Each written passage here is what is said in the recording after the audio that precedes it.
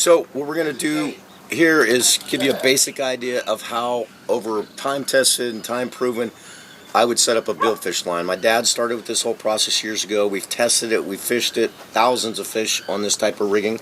That doesn't mean that that's exactly how that everybody's going to do it. I mean, everybody's got their opinions, and there's other ways that work, but here's what we're doing and why. So you've got a spectra fiber backing, and what I do is I overlap it back and forth. What I'm doing is showing you kind of how I would tie the knot so that I can take this and loop it into monofilament and it won't cut through it. So you've got to make sure that all your loops are identical in length. So I get to this with my finger, and then I'm going to do a double overhand with a loop about this big. So if I need to change fly lines, it's simple. I've got another fly line pre-rigged.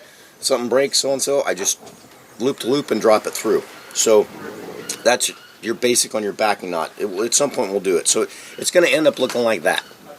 And on Spectra stuff, use a soft glue so it won't back itself out. But if you look, it displaces all the pressure onto the loop of mono. So I'm running from backing, and then I'm running mono, about 50 feet of it.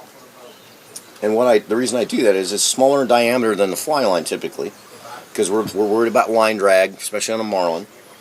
And after 50 feet, I end up attaching to my fly line. So I take a fly line with a 26-foot sink tip, leave the sink tip, take about another 30 feet, and I cut the rest of the fly line off and toss it.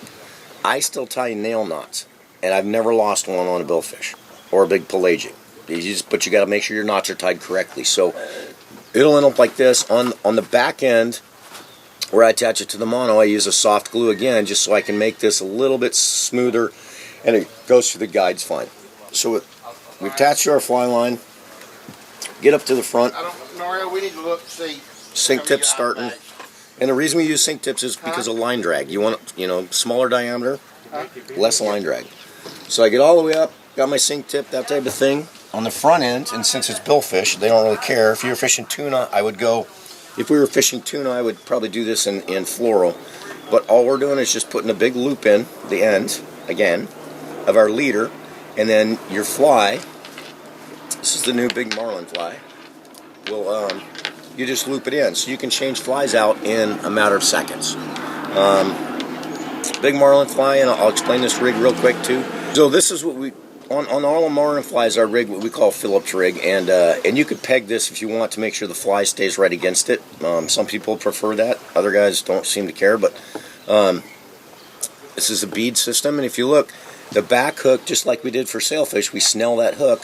The front hook has a crimp, a bead runs against that, the hook falls down against that, and then you use a little tiny rubber band and put it around there. So if the fish does feed, or you hook the fish and you break him off, the fish will be able to break that rubber band and feed until the hooks are gone. So that's a conservation effort for marlin. So that's basic rigging 101 for setting up a billfish rod.